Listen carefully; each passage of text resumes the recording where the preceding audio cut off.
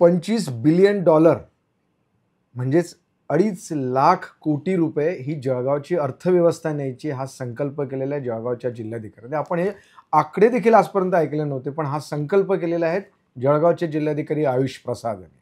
आयुष प्रसाद यांचा उद्या वाढदिवस आहे. या वाढदिवसाच्या पूर्वसंध्येला आणि गेल्या त्यांच्या या जळगावच्या जिल्हाधिकारी पदाला सुद्धा 2 वर्ष पूर्ण झाली होती. या अनुषंगाने आज आपण त्यांच्याशी संवाद साधणार आहोत. मी सारा दर्शकांच्या वतीने आयुष प्रसाद यांचं आपल्या लोकलच्या स्टुडिओमध्ये मनापासून स्वागत करतो. सर नमस्कार. नमस्कार.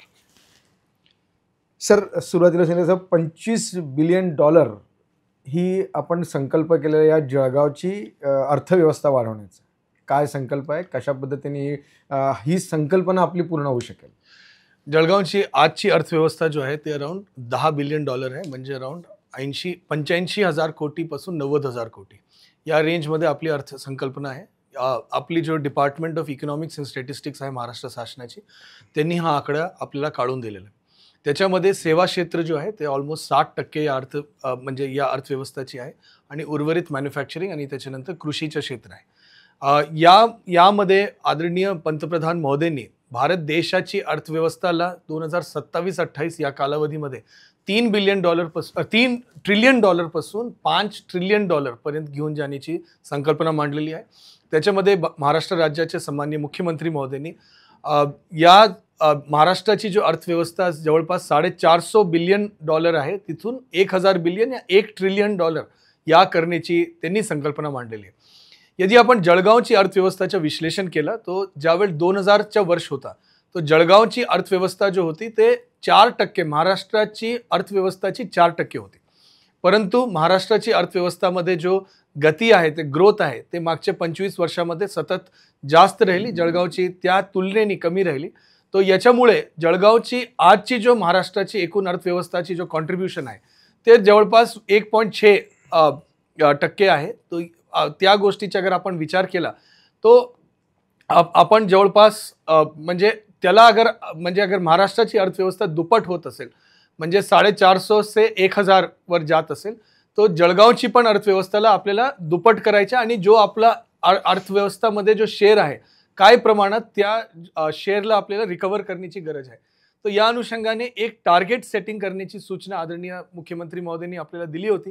त्याच्या अनुषंगाने आदरणीय पालकमंत्री महोदय आणि सर्वसामान्य लोकप्रतिनिधीची मार्गदर्शन घेऊन आणि आपले जो विभिन्न तज्ञ व्यक्ती आहे या क्षेत्राचे अर्थशास्त्राचे जो तज्ञ व्यक्ती आहे जळगाव जिल्ह्यामध्ये, त्यांच्या मार्गदर्शन घेऊन अराउंड $25 बिलियन एक रिअलिस्टिक टार्गेट पुढच्या 4.5 वर्षमध्ये अचीव करण्याची एक आपण टार्गेट सेट केलेली आहे. म्हणजे आज जो आपली ओव्हरऑल अर्थव्यवस्थाची जो म्हणजे सर्व 47 लाख लोकांची जो आमदनी आहे त्याला म्हणजे 1.5 पटाने म्हणजे इन्क्रीज करायचं, वाढ करायचं. त्याच्यामध्ये प्रत्येक उद्योगांची म्हणजे आमदनीमध्ये वाढ होण्याची गरज आहे. प्रत्येक जो नागरिक आहे, जो म्हणजे शेतकरी आहे, त्यांच्या जो आमदनीमध्ये म्हणजे 1.5 पटाची म्हणजे 150% वाढ आपलं करून घेणं गरजेचं आहे आणि या करण्यासाठी आपण नियोजन करतोय. सर हे नियोजन करतो म्हणजे प्रत्येकाचं उत्पन्न वाढलं पाहिजे. बरोबर. ही झाली आकडेवारी. हे आकडेवारी आजपर्यंत जळगावकरांनी कधी ऐकले नसतील. अशा आकडे प्रत्येकाचं उत्पन्न वाढलं पाहिजे. ते वाढण्यासाठी ॲक्च्युअल काय करावं लागणार आणि ते तुम्ही कशा पद्धतीने आखणी करता? या अर्थव्यवस्थामध्ये जो वाढ आपल्याला दाखवायचा आहे त्याच्यासाठी विभिन्न गोष्टी आपल्याला करण्याची गरज आहे. जवळपास 51 विभिन्न गोष्टी करण्याचे आपल्याकडे नियोजन आहे. त्याच्यासाठी आपण प्रयत्न करतोय. नंबर 1, कृषी क्षेत्रामध्ये जो हाय व्हॅल्यू ॲग्रिकल्चर आपण करू शकतो का? आज आपलं हाय व्हॅल्यू ॲग्रिकल्चर ओनली म्हणजे केळीच्या क्षेत्रामध्ये आहे. आता त्याच्या अगर आपण बाजारपेठ वाढू शकलो, त्याच्यामध्ये क्रॉप डायव्हर्सिटी आपण आणू शकलो, केळीचे विभिन्न व्हेरायटीज अगर आपण या ठिकाणी प्रोड्यूस करू शकलो, आपली प्रोडक्टिव्हिटी जो आहे, उत्पादकता जो आहे, पर हेक्टरी जेवढं आपण उत्पादन काढतो त्याला आपण म्हणजे जागतिक स्तरावर आपण 1 नंबरवर येऊ शकतो का?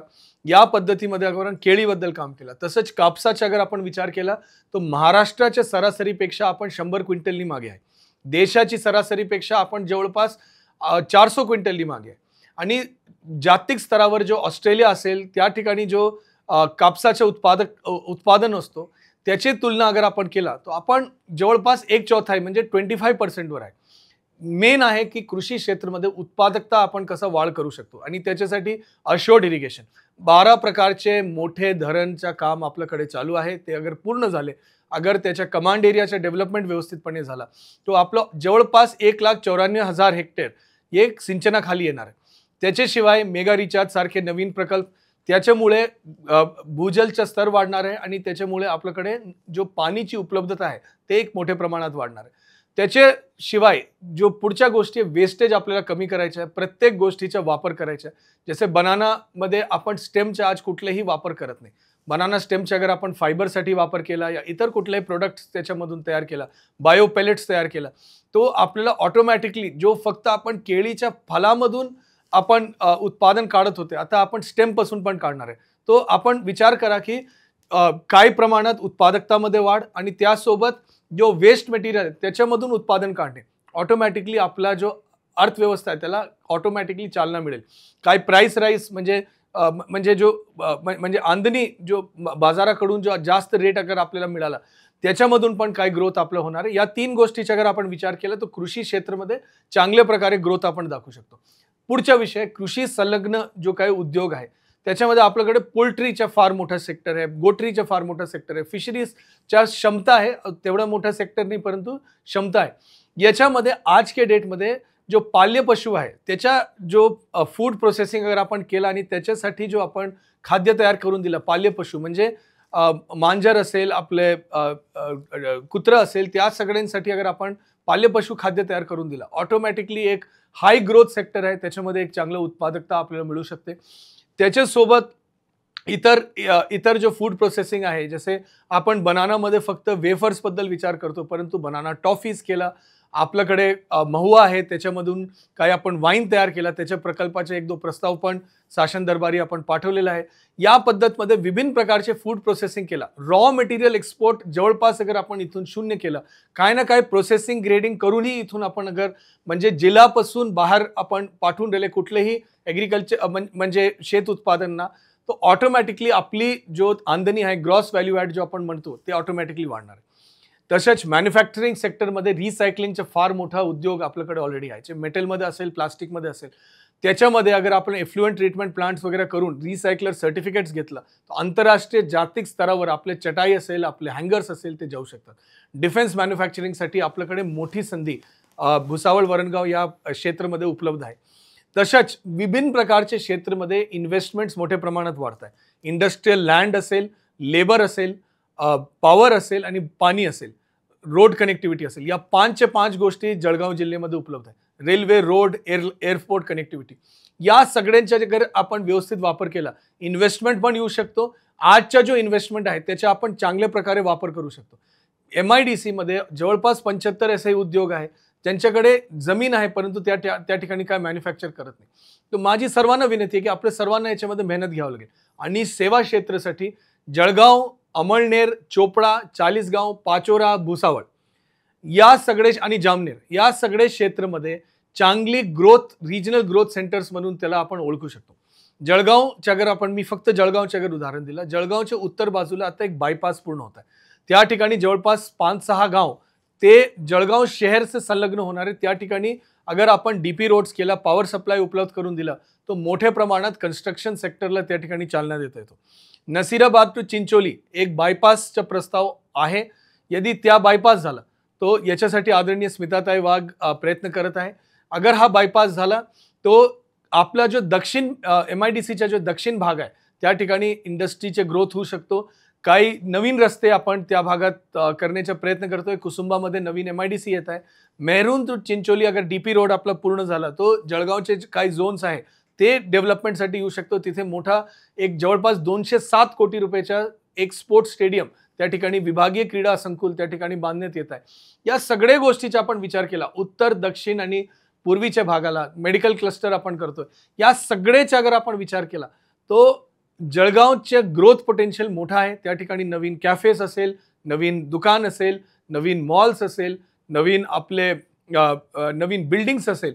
जसे पुण्याच्या नवीन शहर तयार होतोय, पिंपरी चिंचवड असेल, मुंबईमध्ये नवी मुंबई तयार होतोय, तसंच नवी जळगाव आपण या ठिकाणी बांधकाम करू शकतो. या सगळ्याचा अगर एकत्रितपणे विचार केला, $25 बिलियन किंवा त्याच्यापेक्षा आपण पुढे जाऊ शकतो. लोकांमध्ये हा ऊर्जा आहे, लोकांमध्ये मेहनत करण्याची इच्छा आहे आणि हा मेहनतीने नक्की आपण या आकडा आणि त्याच्या पुढे पण आपण जाऊ शकतो. फक्त प्रयत्न करा, ही माझी विनंती आहे. सर, तुम्ही सांगितलं की जनतेमध्ये सुद्धा, लोकांमध्ये सुद्धा याच्यामध्ये उत्साह आहे. परंतु आपल्या जळगाव जिल्ह्यामध्ये 4 खासदार, 3 मंत्री एवढं असून सुद्धा आणि केंद्रीय मंत्री एक म्हणजे 4 मंत्रीसुद्धा आहेत, 4 खासदार आहेत, बाकीचे आमदार आहेत. तरी देखील ही अनास्था किंवा त्यामध्ये ह्या सगळ्या गोष्टी होत नाही. कारण शेवटी ती इच्छाशक्ती असणं आवश्यक आहे, असं सगळ्या जनतेचं आणि सगळ्यांचं असं म्हणणं आहे. तुम्ही या दृष्टीने कसं बघाल? तुम्हाला यांच्याकडनं मिळणारा प्रतिसाद, या पुढाऱ्यांनी जर इच्छाशक्ती असेल तरच या सगळ्या गोष्टी, तुमची लाख इच्छा असेल, पण यांची इच्छाशक्ती असल्याशिवाय होणार नाही, असंही म्हटलं जातं. नाही, माझा जो आत्तापर्यंतचा अनुभव आहे, जळगाव जिल्ह्याचे सर्वसामान्य लोकप्रतिनिधी जो आहे आणि जो म्हणजे सर्वपक्षीय लोकप्रतिनिधी, सर्वस्तरीय लोकप्रतिनिधी, माझा तो अनुभव आहे की सगळेजण काही ना काही नवीन संकल्पना, नवीन विकास, नवीन प्रकारचे इन्फ्रास्ट्रक्चर, पायाभूत सुविधा तयार करून घेण्यासाठी पाठपुरावा करण्यामध्ये खूप मेहनत घेतात.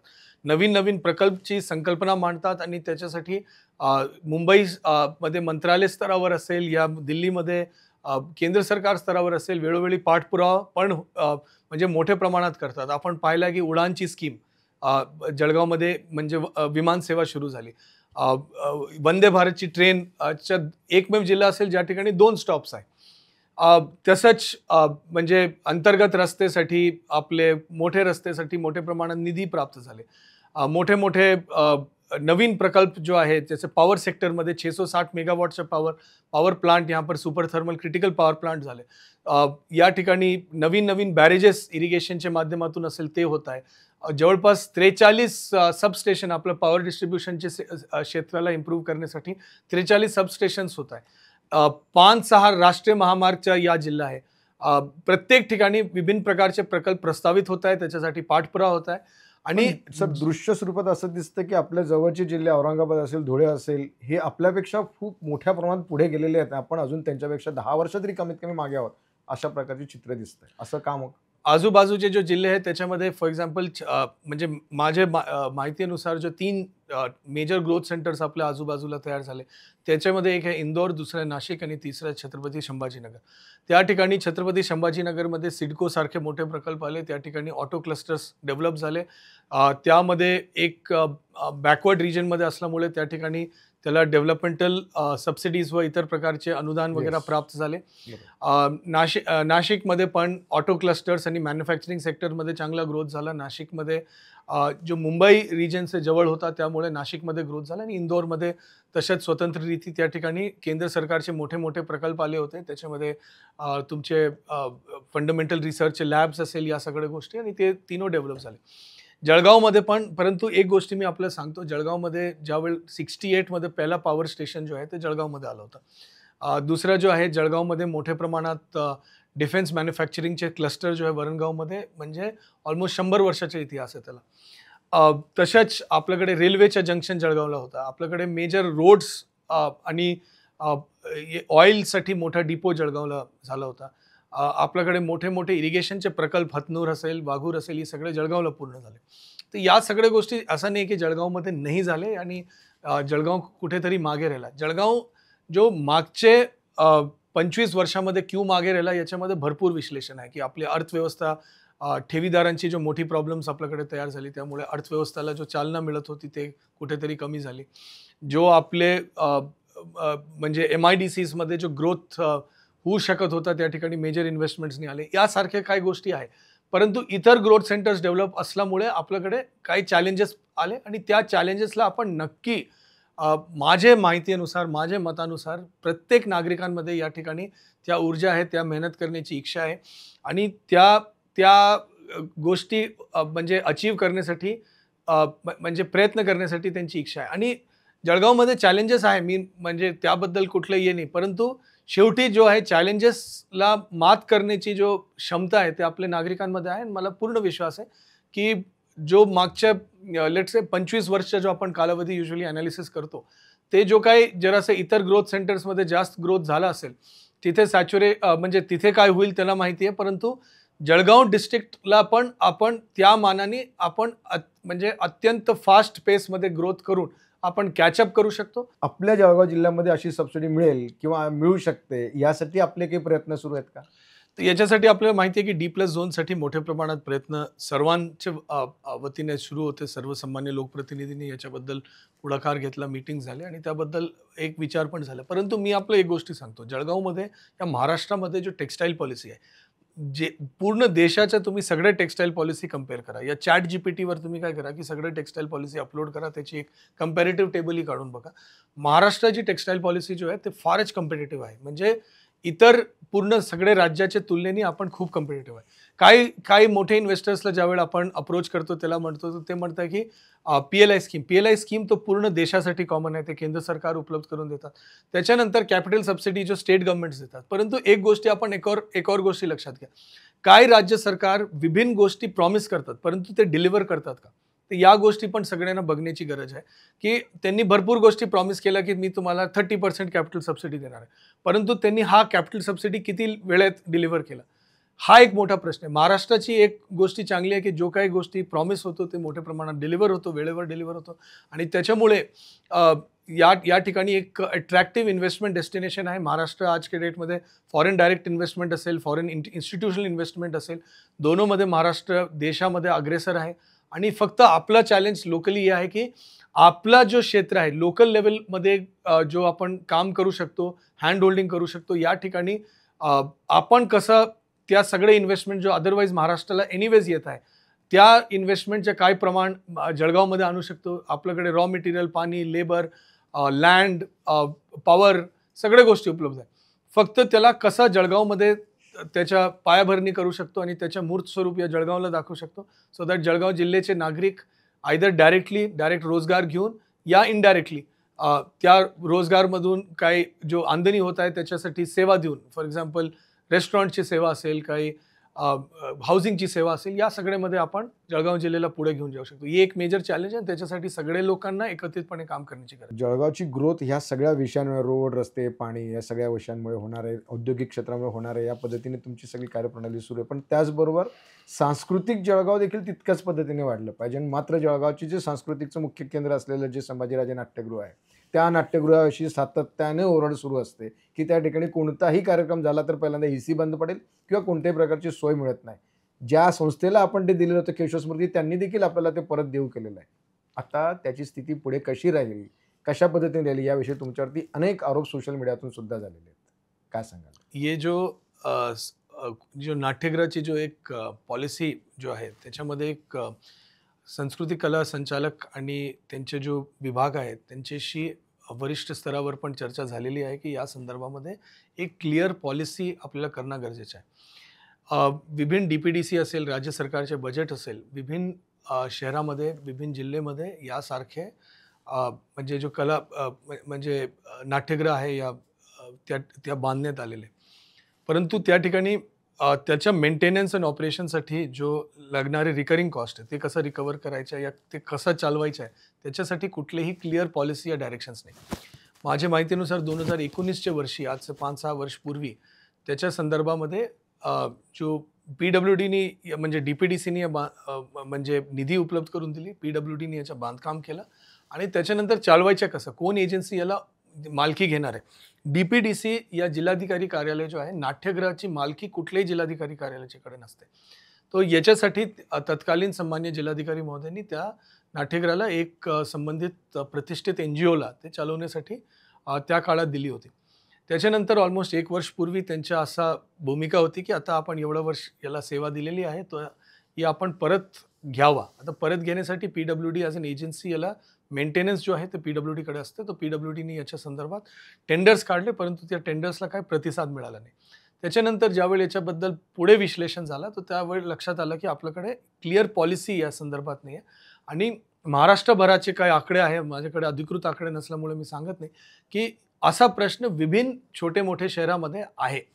तर याच्या संदर्भात आता सांस्कृतिक विभाग जो आहे ते याच्याबद्दल काही निर्णय घेत आहे, की कसं याला म्हणजे चालवायचं आहे.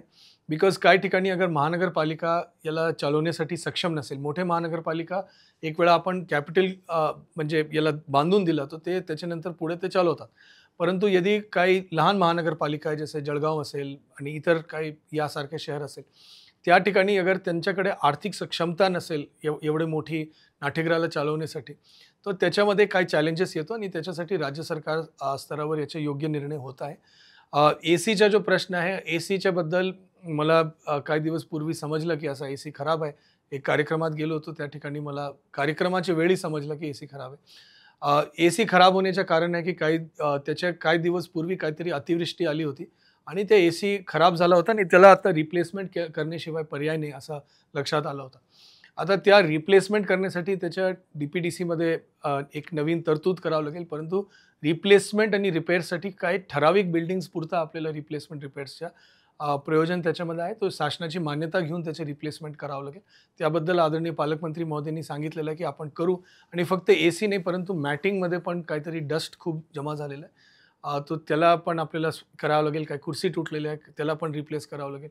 तो भरपूर गोष्टी आहेत त्याच्या, म्हणजे कुठलेही बिल्डिंग असेल त्याच्यामध्ये वेळोवेळी मेंटेनन्स आणि त्याचे रिप्लेसमेंट करण्याची गरज पडते. ते करण्याबद्दल आदरणीय पालकमंत्री महोदयांनी पण याबद्दल सांगितलेलं आहे की आपल्याला करायचं आहे. तर त्या संदर्भामध्ये पुढील निर्णय होईल, चर्चा होईल. परंतु आज के डेटमध्ये यासारखा जो नाट्यगृह आहे त्याच्या रेग्युलर रिकरिंग कॉस्ट का असा, म्हणजे कॉस्ट कसा बेअर करावा, बिकॉज एक फिक्स्ड लोड आहे विद्युत कनेक्शनच्या संदर्भात, त्याला कसं मॅनेज करावं याच्यासाठी राज्य सरकारचे सांस्कृतिक कला विभागांच्या माध्यमातून निर्णय होणार. सर, हे सगळं आपल्याला करावं लागणार आहे. त्यावेळेला हा जो नाट्यगृह आहे तो अतिशय रेग्युलराइज आणि योग्य पद्धतीने होईल आणि त्यासाठी आपल्यासह सगळे लोकप्रतिनिधी प्रयत्न करतात असं आपण सांगितलं. परंतु एक स्थिती मात्र अशी लक्षात आलेली आहे की या संपूर्ण राज्यामध्ये सगळ्यात जास्त जर खर्च जर की त्या ठिकाणी कोणता कार्यक्रम करायचा झाला तर तो फक्त जळगावमध्ये येतो. इतर मुंबई, पुण्यामध्ये सुद्धा कमी दरामध्ये नाट्यगृह, याच्यापेक्षा मोठी नाट्यगृह उपलब्ध होतात. मात्र जळगावला एखादं नाटक आणायचं झालं तर त्याचा खर्च खूप मोठ्या प्रमाणात नाट्यसंस्थांना किंवा इतर संस्थांना येत असतो. आणि त्याचे कारण दोन आहे. पहिला प्रॉब्लेम आहे की जो विद्युत कनेक्शन आहे त्याच्यामध्ये याला एक फिक्स लोड असतो, बिकॉज नाट्यगृहामध्ये मोठ्या प्रमाणात लोड आहे. ते सोलर असल्यावर पण ते फिक्स लोडचा एक विषय आहे. तो फिक्स लोड आणि दुसरं आहे की किती कार्यक्रम महिन्यात होतो, बिकॉज फिक्स लोडला अगर आपल्याला कमी दरावर आणायचे असेल तर किती कार्यक्रम होतो. तो काय प्रकारच्या कार्यक्रमाला त्या नाट्यगृहामध्ये असा ठरण्यात आलेला आहे, बिकॉज ज्यावेळी ओरिजिनली याची नियोजन झाली होती या विचार करण्यात आला होता, तर याच्यावर ठरण्यात आलं होतं की याच्यामध्ये जसं लग्न कार्यक्रमाला आपण नाही देणार. तो त्यासारख्या गोष्टी नसल्यामुळे काय होतं की कार्यक्रमाची संख्या फार कमी असते, म्हणजे महिन्याचा 1 या 2 कार्यक्रम होतो. त्याचा फिक्स्ड लोड जो आहे या अदर कॉस्ट जो रेग्युलर मेंटेनन्स जसे स्वच्छता करणारे जो कॉस्ट आहे ते सगळे फिक्स्ड कॉस्ट आहे.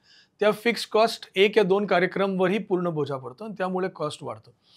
जो आपण जसे काही मोठ्या शहराचा उल्लेख केला त्या ठिकाणी पण मी सेवा दिलेली आहे. तो मला माहिती आहे की त्या ठिकाणी ये जो फिक्स्ड कॉस्ट आहे ते बऱ्यापैकी महानगरपालिका असेल त्यांच्या माध्यमातून त्याच्या कॉस्ट पूर्णतः उचलण्यात येतो आणि त्यामुळे ओन्ली रनिंग कॉस्ट जो आहे ते संबंधित कार्यक्रमच्या आयोजकांवर येतो. तो या गोष्टीचा अगर आपण थोडक्यात विचार केला तो जळगावमध्ये जो महानगरपालिका आहे त्यांच्याकडे फायनान्शियल बर्डन ऑलरेडी खूप आहे. त्यांच्या टॅक्स रिकव्हरीचे चॅलेंजेस असेल या नंबर ऑफ ऑनगोईंग प्रोजेक्ट्स असेल, वेतनाचा विषय असेल, रिटायरमेंटचा विषय असेल कर्मचाऱ्यांच्या, तर त्याला स्वतःचे भरपूर चॅलेंजेस आहे. तो यासारखे मोठे नाट्यगृहाला म्हणजे मेंटेन आणि ऑपरेट करण्यामध्ये त्यांना काही प्रमाणात अडचणी येत आहे. तो या विषय फक्त जळगावपुरता नाही, अगर तुम्ही पूर्ण महाराष्ट्राचे इतर शहरांचा पण अगर जरासा अभ्यास केला, जो म्हणजे जळगावचे पॉप्युलेशन रेंजमध्ये आहे की 5 ते 10 लाखाच्या रेंजमध्ये या 3 ते 10 लाखाच्या रेंजमध्ये, तर तुम्हाला पण लक्षात येईल की या प्रश्न ऑलमोस्ट 6-7 ठिकाणी अजून आहे आणि त्या प्रश्न कसा सोडवायचा आहे त्याच्यासाठी एक शासन व्यवस्थित धोरण करतं आणि एक वेळा धोरण झाली, बिकॉज याच्यामध्ये आज के डेटमध्ये कोई गव्हर्निंग काउन्सिल फॉर एक्झाम्पल नाही. त्याच्या नेमकी मालक कोण आहे त्याच्याबद्दल कोई गव्हर्निंग काउन्सिल नाही. याच्याबद्दल जिल्हाधिकारीचे काय रोल या रिस्पॉन्सिबिलिटी आहे ते पण म्हणजे अजिबात स्पष्ट नाही. तर या गोष्टीबद्दल म्हणजे एक वेळा धोरण क्लिअर झाली तो रोल रिस्पॉन्सिबिलिटी क्लिअर होईल आणि त्याच्या मॅनेजमेंटमध्ये अजून एक सूत्रता आणि म्हणजे व्यवस्थितपणे होईल. सर, तुमच्या मनातल्या या सगळ्या संकल्पना पूर्ण करण्यासाठी प्रशासनाची तितकीच जोड असणं आवश्यक आहे. तुम्हाला असं वाटतं जळगावचं तुमच्याबरोबर सहकारी असलेले जे काही संपूर्ण प्रशासन आहे ते तुमच्या या स्पीडला मॅच करत आहे? जळगावमध्ये अगर प्रशासन स्पीडला अगर नाही मॅच करून राहिला तो फाईल कसं होत आहे. तुम्ही एक गोष्टी लक्षात घ्या, मी आता महसूल विभाग पुरता सांगतो. मला आपल्याला सांगायला आनंद आहे की ज्यावेळी मी जॉईन झालो होतो तर 17,000 फाईल्स पेंडिंग होत्या. आज 1000पेक्षा खाली असते आणि पेंडिंग ज्यावेळी म्हणतो काही चालू फाईल्स काही आहे. आता याच्यामध्ये लक्षात घ्या 1000 पैकी 700 जो फाईल आहे ते सेम आठवड्याचे आहे 0 to 7 days आणि बाकी जो आहे ते उर्वरित जरा त्याच्यापेक्षा लांब आहे क्योंकि त्याच्यामध्ये काही अतिरिक्त पेपर्स व्हेरिफिकेशन फील्ड व्हेरिफिकेशन इत्यादी इत्यादी असतो. त्याच्यामध्ये प्रशासनाला गती आणण्यासाठी आपण काय करू शकतो एक गोष्टी आपण लक्षात घ्या. पहिला विषय आहे की तुमच्या नॉलेज जो आहे सगळ्यांच्या बिलकुल क्लिअर असणं पाहिजे. सब्जेक्ट नॉलेज क्लिअर असणं पाहिजे. सब्जेक्ट नॉलेज क्लिअर करण्यासाठी जो SO फाईल्स आहेत ते आपण अपडेट करून घेतलं. दुसरा आर्टिफिशियल इंटेलिजन्सचा वापर आपण फार मोठ्या प्रमाणात एनकरेज केला. तुम्ही वेळोवेळी पाहिलं असेल याचे कार्यक्रम झाले प्रशिक्षण झाले आणि या संदर्भामध्ये सर्वांना आपण विनंती केला की प्लीज आपण AIचा वापर करा. तिसरा आहे की स्टँडर्ड फॉर्मॅट्स ऑर्डर्सचा असेल नोटशीटचा असेल स्टँडर्ड फॉर्मॅट्स आपण तयार करून घेतला. याच्यामुळे काय आहे की रिपीटेड जो फाईल्स एक व्यक्तीला करायच्या त्याला परत सगळ्या गोष्टी टाईप करून बसण्याची काय गरज आहे. त्याच्यामध्ये स्टँडर्ड फॉर्मॅट्समध्ये टाका त्याच्यामध्ये ऑटो जनरेट करण्याचा प्रयत्न करा आणि यामुळे फाईलची गती ऑटोमॅटिकली वाढते. माझ्याकडे आधी मोठ्या संख्येमध्ये लोक यायचे की सर ये फाईल आपले टेबलवर आहे वो इनिशियली बंद झाला. फिर आहे की आपले विभागात आहे ते पण आता बंद झालेलं आहे. आणि आज के डेटमध्ये इवन जुने किचकट फाईल्स जो आहे ते आपण म्हणजे आयडेंटिफाय करून वन वे दी अदर त्याच्यामध्ये निर्णय घेऊन आणि आपण त्याला म्हणजे निकाली काढण्याचा प्रयत्न करतो. AIचे कसा फायदा झाला मी आपल्याला सांगतो की जसे कोई निर्णय मी तयार केला असेल माझ्या मनात असंही भूमिका असते की हे निर्णय अत्यंत योग्य आहे परंतु मी AIला सांगतो की तुम्ही अगर याच्या अगेन्स्ट अपील तुम्हाला करायचं असेल तर तुम्ही काही गोष्टी काढणार आहे आणि त्या अपीलमध्ये AIने जो गोष्टी आपल्याला सांगितलं त्याच्यावर आपण अजून विश्लेषण करतो विचार करतो आणि त्या गोष्टीची अगर काही चुका असेल या त्या गोष्टीची काही गैरसमज असेल की म्हणजे कधी कधी अपील होतो की मला आदेश काढताना काही अस्पष्टता राहून गेली तर त्या गोष्टी पण आपण आदेशामध्ये टाकतो आणि याचा परिणाम हे झालेला आहे की सामान्य न्यायालयामध्ये जेवढे आपल्या विरोधात अपील गेले त्याच्यामध्ये आपण जो निर्णय घेतला होता त्याला कायम सामान्य न्यायालयाने केला म्हणजे ऑलमोस्ट 100% केसेसमध्ये 1-2 केसमध्ये त्यांनी रिमांड बॅक केलेला परंतु ऑलमोस्ट 100% आपल्या विरोधात ऑर्डर्स गेले याच्या म्हणजे मागच्या 1 वर्षामध्ये म्हणजे हार्डली एनी केसेस आहे. इवन हायली टेक्निकल गोष्टी जो सामान्य न्यायालयाने ऑब्झर्वेशन मागच्या 10 वर्षात काढलं असेल प्रत्येक गोष्टीचे आपण एक्झिक्युशन इम्प्लिमेंटेशन करण्याचा आपण प्रयत्न करतो. काय गोष्टीमध्ये काय अदर डिस्प्यूट्समध्ये प्रशासनाला ते मध्यम घेतात म्हणजे नॉन फॉर्मल पार्टी म्हणून घेतात त्या ठिकाणी पण आपण योग्य न्याय प्रत्येकाला मिळावा ते आपण करतो. नॉट जस्ट गती बट अचूकता आपण करण्याचा पूर्ण प्रयत्न प्रामाणिक प्रयत्न केलेला आहे. काही विषयामध्ये आपल्याला यश नक्की मिळालेलं आहे काही गोष्टीमध्ये काय कमी यश मिळालं असेल परंतु प्रयत्न प्रामाणिक आहे ही गोष्टी मी आपल्याला सांगतो. सर झिरो पेंडन्सी हा एक महाराष्ट्र शासनाचा सुद्धा असलेला एक उपक्रम आहे. आपल्या जळगाव जिल्ह्यामध्ये आपण देखील तो प्रभावीपणे राबवला असं आपण सातत्याने सांगतात पण काय वास्तविक सत्यता आहे म्हणजे आकडे आपल्या समोर आहे. तुम्ही मला सांगा की RTS मध्ये 21 दिवसामध्ये आपल्याला निर्णय देणं अपेक्षित आहे. ऑलमोस्ट 99% निर्णय महसूल विभागामध्ये आपण 21 दिवसाच्या आतमध्ये देतोय. दुसरी गोष्टी आहे की तुम्ही ऑफिसच्या जो डॅशबोर्ड आहे आपण वेळोवेळी कंटिन्युअसली लिटरली आपण पुढे टाकलेला आहे. जळगाव जिल्ह्यामध्ये ऑलमोस्ट 124 मुद्दे महसूल विभाग आणि जिल्हाधिकारी कार्यालय अंतर्गत असलेले नियोजन आपले नगर विकास हे सगळे विभाग करतात. 124 मुद्दे 124 मुद्देवर मेजरली काम आणि आढावा होतो. तो या सगळ्या गोष्टीच्या कंटिन्युअस लाईव्ह डॅशबोर्ड म्हणजे ज्या लोकांनी पाहिलं नसेल तर जळगाव जिल्हाधिकारी कार्यालयाचा जो अधिकृत संकेतस्थळ आहे त्या ठिकाणी आपण भेट द्यावा. त्या ठिकाणी डॅशबोर्डच्या लिंकवर आपण क्लिक करावा आणि कंटिन्युअस बेसिसवर आपण बघू शकतो की कुठल्या तालुक्यामध्ये पेंडन्सी किती आहे किती वसुली झालेली आहे किती दंड झालेले आहे किती म्हणजे राशनचे काय परिस्थिती आहे प्रत्येक विषयाच्या डॅशबोर्ड आपण त्या ठिकाणी सरळ सहज भाषामध्ये ग्राफिकल रीती आपल्याला उपलब्ध करून देण्यात आलेला आपण स्वतः बघू शकता. आणि त्या जो परफॉर्मन्स आहे त्याचे जे आकडे विश्लेषण राज्य स्तरावर विभाग स्तरावर होतो त्याच्यामध्ये ऑलमोस्ट सगळे विषयामध्ये जळगाव जिल्हा अग्रेसर असतो. तो म्हणजे मला हे बोलण्याची गरज नाही आहे हे तुम्ही तुमच्या नजरेसमोर आहे. आणि पारदर्शक प्रशासनमध्ये जेवढे ऑर्डर्स मी काढतो ते आपण ऑनलाईन अपलोड करतो. पहिले काय होतं की फक्त आउटवर्डला जायच्या टपालात जायच्या ऑनलाईन अपलोड करतो. 100% फाईल्स आपण ऑफिसवर आणलेले एक्सेप्ट ज्याच्यामध्ये नेगोशिएबल इन्स्ट्रुमेंट ॲक्टचे कायदे लागतो क्योंकि त्या ठिकाणी इंक साईनची अजून गरज आहे. परंतु 100% प्रशासकीय फाईल्स लीगल फाईल्स आपण ऑफिस EQJ कोर्टवर टाकलेला आहे. प्रत्येक निर्णय म्हणजे आपल्याशी संबंध असेल नसेल ते ऑनलाईन उपलब्ध आहे. आपण डाउनलोड करू शकतो त्याचं विश्लेषण करू शकतो. आणि आणि आपला कंटिन्युअस ऑडिट असतो, म्हणजे सन्मान्य न्यायालयाच्या माध्यमातून असतो, सन्मान्य वरिष्ठ कार्यालयाच्या माध्यमातून असतो. आपल्या परफॉर्मन्सची वेळोवेळी चर्चा असते.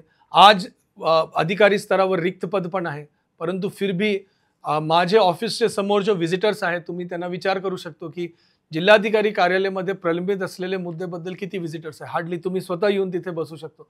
प्रत्येक व्हिजिटरशी मी बिलकुल सर्वांच्या समोरही, एक्सेप्ट अगर कोणाकडे अगर फार गोपनीय विषय अगर काही मांडायचा असेल, तो सगळ्यांच्या समोरही भेटतो. तर तुम्ही त्यांच्या व्यथा, त्यांची अडचण आपण ऐकू शकतो. आणि तुमचे तक्रार चाहे सोशल मीडियावर असेल, माझे व्हॉट्सॲप नंबर सार्वजनिक करण्यात आलेला आहे, तुमचे ईमेलद्वारे असेल, आपले सरकार पोर्टलवर असेल, या PG पोर्टल, पब्लिक ग्रीव्हन्सेस पोर्टलवर असेल, सगळे ठिकाणची अडचणी आपण वेळोवेळी सोडवतोय. आणि पूर्ण प्रामाणिक प्रयत्न आहे. प्रत्येक अडचण सुटेल असा नसतो, परंतु प्रामाणिक प्रयत्न नक्की करतो आणि लिगली शोधतो की आपण काय तुमच्यासाठी करून देऊ शकतो. सर, व्हिजिटर्सचा तुम्ही उल्लेख केला. व्हिजिटर्स आपल्या तिथे कमीत कमी यावे म्हणून आपण एक ऑनलाईन सुद्धा एक प्रोजेक्ट सुरू केलेला आहे. कसा प्रोजेक्ट आणि त्याला प्रतिसाद कसा आहे? ऑनलाईन म्हणजे आपलं जो माझ्याकडे जेवढे HODs आहे, ऑलमोस्ट 10 HODs आहेत, त्यांच्यासाठी एक वेळ निश्चित करून दिलेली आहे. 10 to 11, 11:30 to 12:30. एक ऑनलाईन लिंक आपण उपलब्ध करून दिलेला आहे. त्याच्यामध्ये आपण एक झूम कॉल आहे, त्याच्यावर आपण जाऊन क्लिक करून आपण आपला म्हणणं मांडू शकतो. त्याच्या चॅटमध्ये कोई डॉक्युमेंट पाठवायचे असेल आपण पाठवू शकतो. टपाल पाठवायचे असेल तर आपल्याला कुठले ईमेल ID शोधण्याची गरज नाही. आपले संकेतस्थळावर जाऊन आपला टपाल, आपला मुद्दा त्या ठिकाणी देऊ शकतो. माझ्या ऑफिसला पण येण्याची गरज नाही. प्रतिसाद त्याचे खूप छान आहे. डेली मोठ्या प्रमाणात लोक येतात. त्याच्यासोबत सोशल मीडियावर अगर आपण गेले तर त्या ठिकाणी व्हॉट्सॲपचा बटन आपण उपलब्ध करून देण्यात आलेला आहे. तो आपण डायरेक्ट मला व्हॉट्सॲप करू शकतात. त्याच्यासोबत आणि त्या माझ्याही मोबाईलवर डायरेक्ट व्हॉट्सॲप मेसेजेस येतात. त्याच्यासोबत PG पोर्टल आहे, पब्लिक ग्रीव्हन्सेस पोर्टल आहे, आपले सरकार पोर्टल आहे, त्या ठिकाणी आपण नोंद करू शकतात. आपले सरकार पोर्टलची ॲडव्हान्टेज आहे की अगर आपण असंतुष्ट असेल तर आपण अपील पण करू शकतात त्या पोर्टल अंतर्गत. तो या सगळ्या गोष्टीच्या आपल्याकडे ऑलरेडी म्हणजे मल्टिपल प्लॅटफॉर्म्स आपण उपलब्ध करून दिले की आपण आपली व्यथा मांडू शकतो. त्याच्यासोबत महासमाधान शिबिर जळगाव जिल्ह्याचे प्रत्येक महसुली मंडळ, जो आपले 111 मंडळ आहे, प्रत्येक महसुली मंडळमध्ये प्रत्येक क्वार्टरमध्ये आपण करतोय. त्या ठिकाणी आपले अधिकारी बसतात, 21 डिपार्टमेंटचे अधिकारी बसतात. त्या ठिकाणी तुमचे जो काही अडचण आहे त्या ठिकाणी मांडू शकतात. लोकशाही दिवस आपण म्हणजे दर महिन्याच्या प्रथम सोमवारी आपण करतोय. प्रत्येक मार्गाने आपल्याला विभिन्न प्रकारचे तक्रार येतो आणि कंटिन्युअसली माझ्याकडे व्हिजिटर्स चालू असतो. या सगळ्या गोष्टीच्या प्रत्येक गोष्टीची आपण नोंद करतो. त्याची आपण आकडे पण वेळोवेळी प्रकाशित करतो की या महिन्यात 3000 तक्रारी आले होते, 3000 पैकी एवढं आपण काढले मी स्वतः काही तक्रारदारांना फोन करतो, त्यांचं समाधान झालं की नाही आपण विचारतो. त्याच्यामध्ये जवळपास जो न्यायिक प्रकारचे नसेल, ज्याच्यामध्ये कोर्टाच्या या क्वाझी ज्युडिशियल कोर्टाच्या नसेल, जो प्युअरली ॲडमिनिस्ट्रेटिव्ह प्रकारचे असेल, या काही विकास कामाची मागणी जो आहे, या 2 गोष्टी अगर आपण सोडलं तर ऑलमोस्ट सगळे तक्रार आपण नियमाच्या चौकटीत राहून आपण सोडवण्याचा पूर्ण प्रयत्न केला. या सगळ्या तक्रारी सोडवत असताना, व्हिजिटर्सला भेटत असताना आपल्यावरती असाही आरोप होतो की आपण सोशल मीडियावरती जास्त ॲक्टिव्ह आहात. नाही, सोशल मीडियावर मी अजिबात ॲक्टिव्ह नाही. मी तर सोशल मीडियावर हे पण नाही. माझ्या जिल्हाधिकारी कार्यालय सोशल मीडियावर आहे. आणि आदरणीय अभिजित राऊत साहेब, ज्यावेळी कोविडचा काळ होता, त्यांनी 2020च्या वर्षी, आता 5 वर्ष त्यांचं पूर्ण झालं, आय थिंक जून या जुलै 2020मध्ये त्यांनी सोशल मीडिया सुरू करून घेतला होता. आणि त्या सोशल मीडिया त्या काळपासून ॲक्टिव्ह आहे. फक्त मला असं वाटतं की जनतेचा प्रतिसाद काही प्रमाणात जास्त मिळून राहिला. आणि एक जो सोशल मीडियाचे जो पेजेस आहे ते माझे कार्यालयाकडून आणि जिल्हा माहिती कार्यालयाकडून ते चालवतात. आणि त्याच्यामध्ये सूचना ही आहे की आपल्याला जो काही माहिती आहे, पब्लिकला जो काही माहिती लागतो, पारदर्शक प्रशासनासाठी, एक जबाबदेही प्रशासनासाठी जो काही माहिती लागत असेल, प्रत्येक बैठकमध्ये काय ठरलं, काय चर्चा झाली, कोण त्या ठिकाणी होते, काय हे झाला, त्याच्यामध्ये आपण टाकतो. आणि अगर ते पेज पाहिला तर मी तो सोशल मीडियावर नाही आहे, तो वेळोवेळी ज्यावेळी मला कोई दाखवतात मोबाईलवर त्यांचे, तर त्या पेजमध्ये अगर आपण पाहिलं तर आय थिंक 90% गोष्टीचा माझ्याशी व्यक्तिगत संबंध नसतो. नगरपालिकांनी काय केलं, कोई तहसीलनी काय केलं, गावात लोकांनी काय केलं, लोकांचे काय प्रतिसाद आहे, हा प्रतिसाद बघून इतर काही जण म्हणजे प्रोत्साहित होणं पाहिजे की अगर यांच्या हा काम होऊ शकतो तर माझ्या पण सेम प्रकारची अडचणी आहे, त्या अडचणी माझ्या पण सुटेल, या विश्वास त्यांच्यामध्ये जिंकायला या सगळ्या गोष्टी त्यांच्या माध्यमातून चालू आहे. आणि लोकांनी चांगला प्रतिसाद दिला, त्यामुळे महाराष्ट्र शासन, भारत सरकार आणि प्रशासनतर्फे जो काही गोष्टी जळगाव जिल्ह्यामध्ये चालू आहे त्याची म्हणजे कंटिन्युअस रिअल टाईम माहिती लोकांपर्यंत पोहोचतोय आणि लोकांना त्याच्या गोष्टीबद्दल म्हणजे माहिती होतोय. त्या गोष्टीमध्ये आपल्याकडे येणारे लाभार्थी जो आहे त्याची संख्या वाढतोय. त्याच्यामुळे लोक जो तक्रार जो काही असेल, जसे एक व्यक्तींच्या रस्त्याचा प्रश्न अगर सुटला असेल तर दुसऱ्यांच्या सेम प्रश्न असेल तर ते आपली अडचणी मांडतात. जो व्यक्ती आपली अडचणी घेऊन म्हणजे असाच वेट करत होता या डॉर्मेंट होता या त्याच्यासाठी ते प्रयत्न करत नाही होता, ते पुढे येत आहे. आणि आज के युगमध्ये जो मॉडर्न ॲडमिनिस्ट्रेशन आपण म्हणतो, पारदर्शक ॲडमिनिस्ट्रेशन म्हणतो, ते आपण करण्याचा प्रयत्न करतो. आणि आदरणीय मुख्यमंत्री महोदयांच्या 100 डेज प्रोग्राममध्ये या गोष्टीचा एक स्पेसिफिक इंडिकेटर होता, पॉईंट होता आणि त्याबद्दल आपण त्या अनुषंगाने आपण काम केलेलं. तसं मुख्यमंत्र्यांनी आपल्या या सगळ्या कार्याची दखल घेतलेली आहे. तशीच दखल आपल्या शाळा एकत्रीकरण प्रकल्पाची सुद्धा राज्यस्तरावरती घेण्यात आलेली आहे. काय प्रकल्प आहे आणि त्याचा बेनिफिट काय झाला आणि त्याची आत्ता परिस्थिती काय आहे? राज्य एकत्रीकरण जो आहे, राष्ट्रीय शैक्षणिक धोरण 2020 मध्ये एक धोरणात्मक बाबी असा उल्लेख होता की आपल्या शाळा एकत्रीकरण करायच्या. अत्यंत 0 से 5, 0 से 10, 0 से 20 एवढं पटसंख्या असलेल्या शाळांना एकत्रित करायच्या. आणि त्याचे विभिन्न कारण आहे की म्हणजे विषय शिक्षक म्हणून आपण देऊ शकतो. अगर एक अत्यंत लहान शाळा असेल आणि 4 वर्गात 20 विद्यार्थी असेल तर जो शिक्षक त्या ठिकाणी उभा आहे ते चारो म्हणजे अलग अलग वयाचे विद्यार्थीला एकत्रित शिकवतो. या एक ट्युशन क्लास सारखा ते चालवतं. यासारखे विभिन्न अडचणी आहेत. तर याचे एक प्रयोग करण्यासाठी ज्यावेळी मी जिल्हा परिषदचे मुख्य कार्यकारी अधिकारी होतो तर मी पानशेत जो पुणेमध्ये एक भाग आहे आणि दुर्गम भाग आहे त्या ठिकाणी मी असे विचार केला की अगर आपण एकत्रित शाळा केल्या तर त्या भागात 17 शाळा होते. त्या 17 शाळामध्ये काहीतरी 94 विद्यार्थी होते आणि त्या ठिकाणी मी असा विचार केला. परंतु सिन्स हे प्रयोग होता त्याच्यासाठी क्लिअर म्हणजे प्लॅन नाही होता. तो याच्यासाठी मी CSRच्या माध्यमातून एक मोठ्या कंपनीने CSR त्या ठिकाणी उपलब्ध करून दिला. त्या CSRच्या माध्यमातून शाळेचं बांधकाम केलं आणि सर्व पायाभूत सुविधा त्या ठिकाणी उपलब्ध करून दिली. फिर प्रश्न होता की बसेसची काय सेवा करायची. तर एक और कंपनीने आपल्याला 2 बस CSRमध्ये दिला आणि त्याच्या माध्यमातून सुरू केलं. सर्व शिक्षा अभियानमध्ये प्रवास भत्ता, जो विद्यार्थी 2 किलोमीटरपेक्षा जास्त प्रवास करून शाळेत येत असेल तो त्याला प्रवास भत्ता मिळतो. जळगावमध्ये पण जो मला ऐकत आहे त्यांचे काही विद्यार्थी अगर 2 किलोमीटरपेक्षा जास्त प्रवास करून शाळापर्यंत येत असेल तर आपण पण प्रवास भत्ता घ्या. तो याच्यामध्ये आपण एक प्रयोग केला की आपण या ठिकाणी गुणवंत शिक्षण देऊ शकतो का.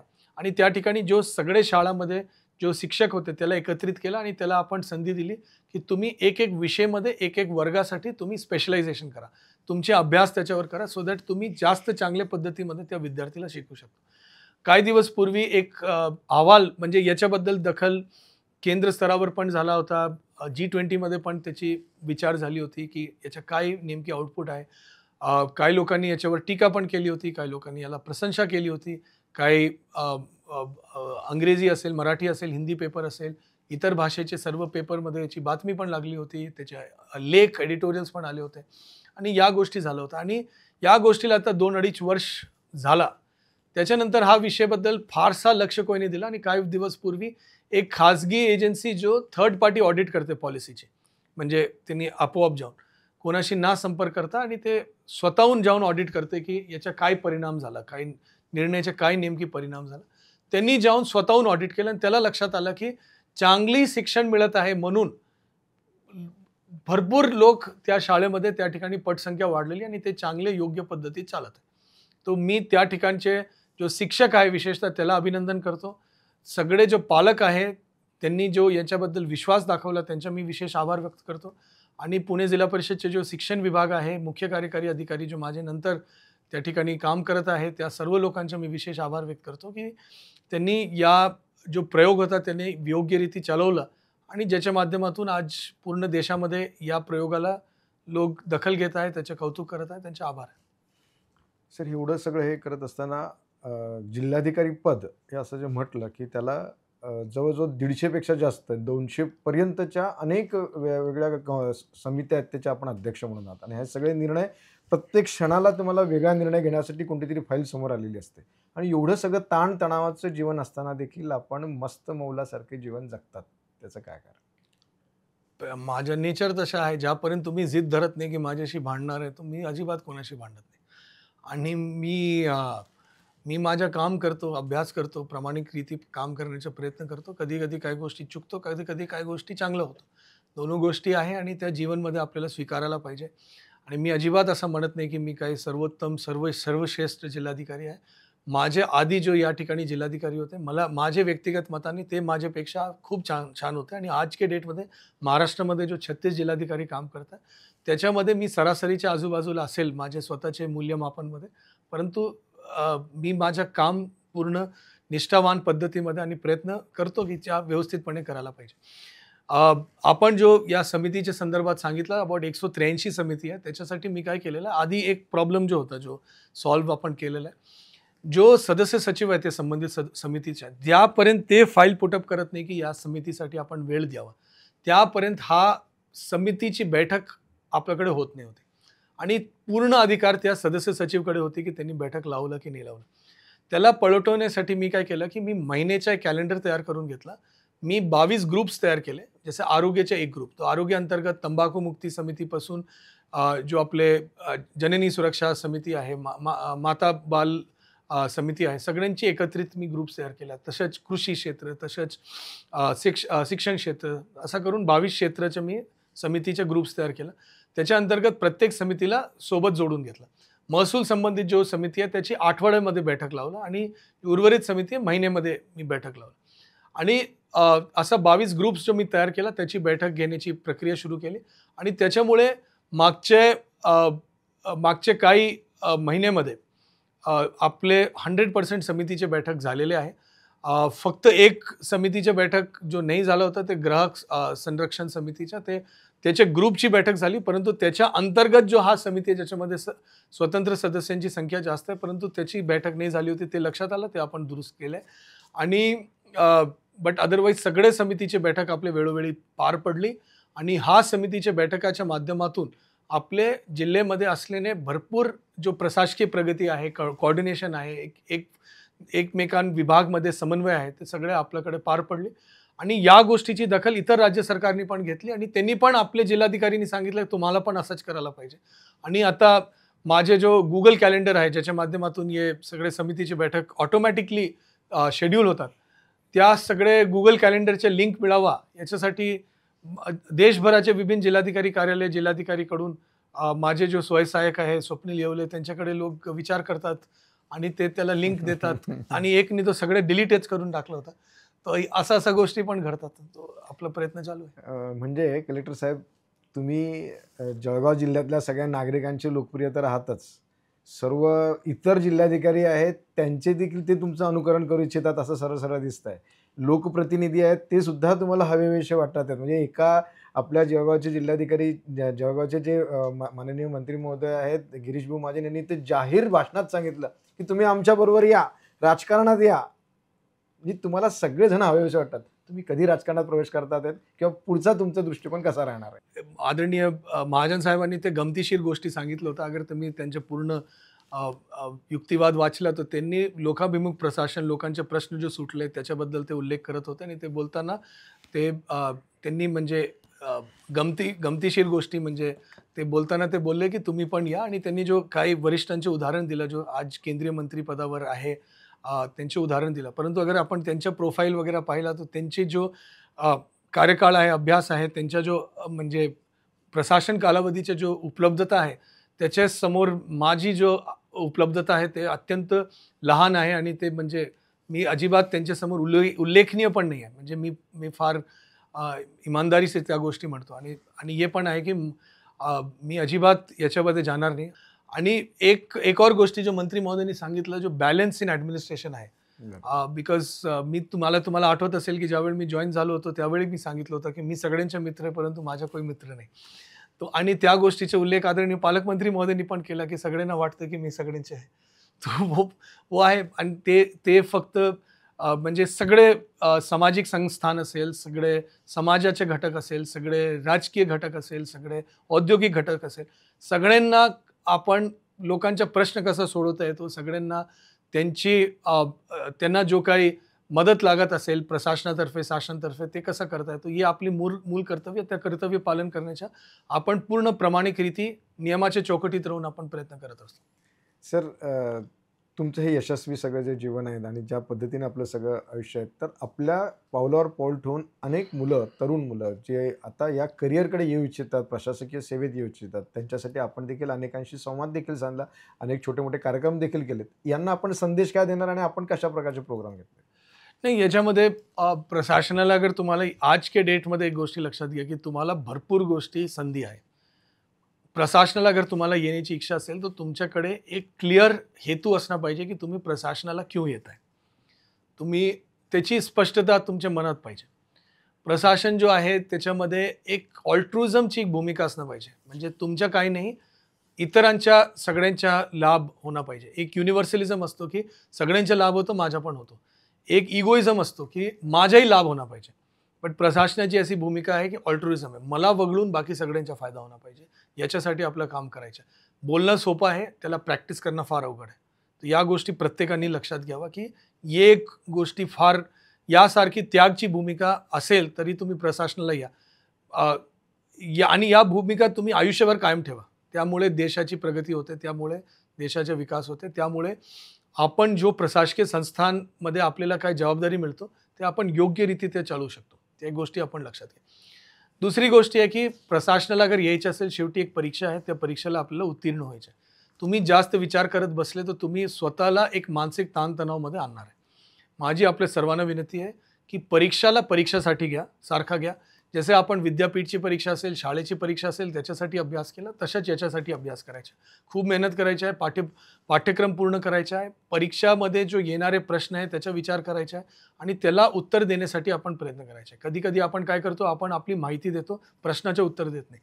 प्रश्नाचे उत्तर देण्याबद्दल आपण लक्ष द्या.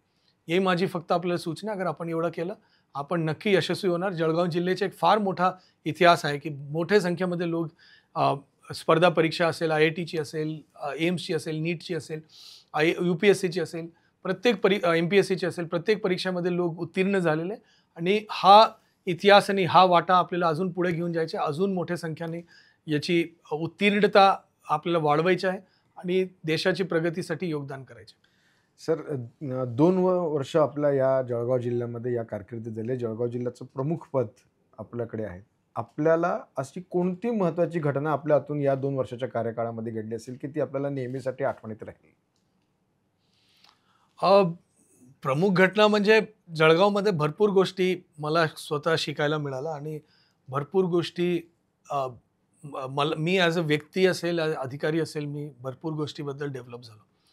नंबर 1 विषय जो आहे, जो म्हणजे आपली जो मेजर सक्सेस होती, की भरपूर वर्षपासून आपले एकही प्रकल्प पूर्ण नाही झाले होते. 4 दिवस शेळगाव बॅरेजचा जो आपला मान्यता आपल्याला शेवटी वन विभागाच्या माध्यमातून मिळाली, त्याच्यामध्ये माझा रोल जो बाहेरून होता. मी फक्त फाईलचा पाठपुरावा करत होतो, या फाईल तयार करायला मदत करत होतो. त्याच्यामध्ये खरं श्रेय जो आहे प्रवीण जो आपले DCF साहेब होते, त्यांची पूर्ण टीम असेल, त्याच्यासोबत आपले इरिगेशन विभागाचे बधानेजी असेल, त्यांची पूर्ण टीम असेल, त्यांची आहे.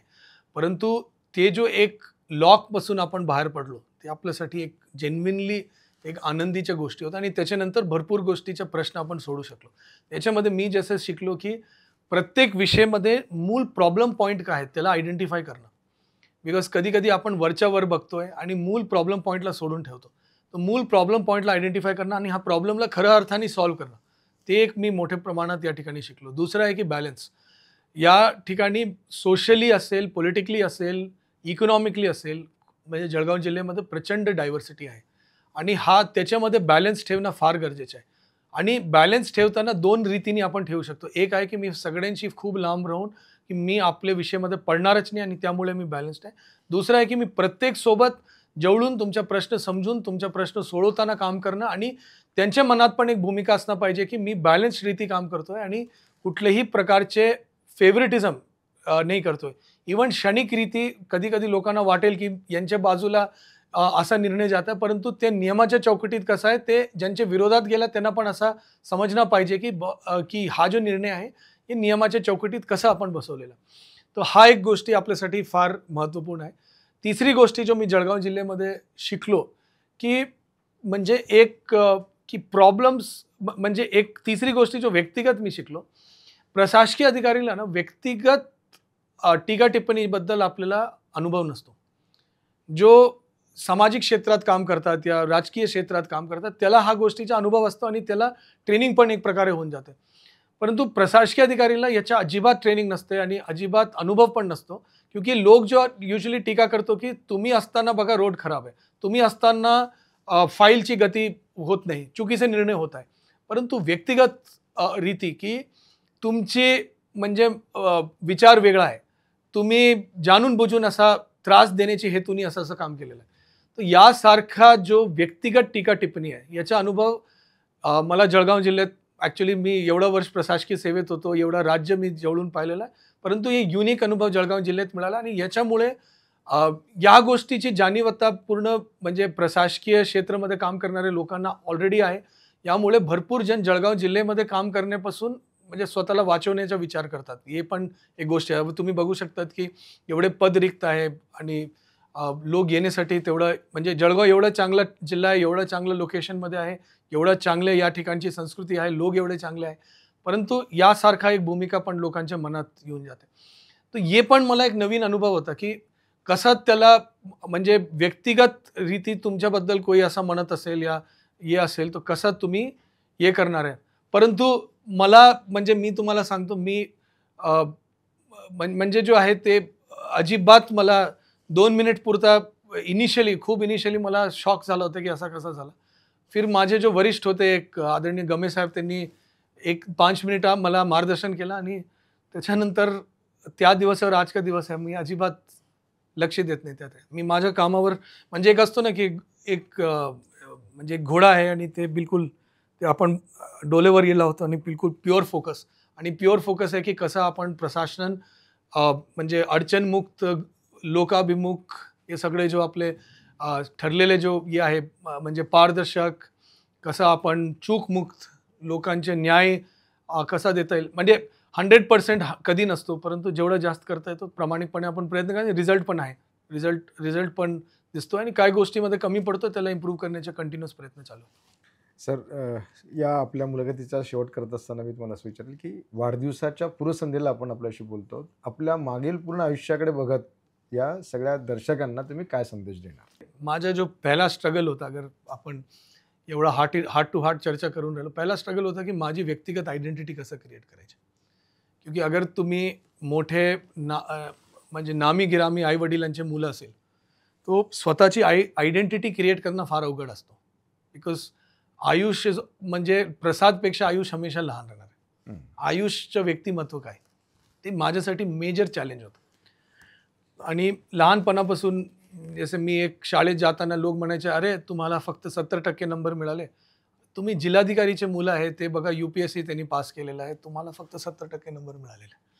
तो हे एक म्हणजे हे कसं म्हणजे हे समजून सांगणं फार सोपं नाही.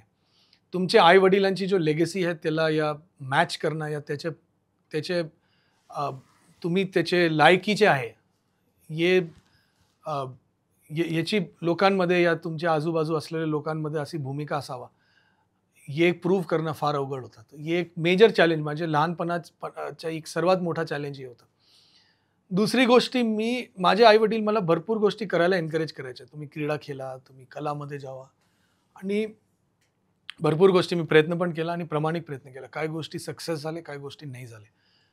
तो वो जो फेलियर आहे त्याच्यामधून स्वतःला उठवणं ते एक दुसरा मेजर चॅलेंज होता. माझा जो most important period of life जो आपण म्हणतो ज्याच्यामध्ये आपण जीवनमध्ये काय करू शकलो नाही करू शकलो, मोस्ट इम्पॉर्टंट पिरियड जो 10वी पासूनच्या जो आपण म्हणतो की कॉलेज लाईफ आणि त्याच्यानंतर नोकरीपर्यंत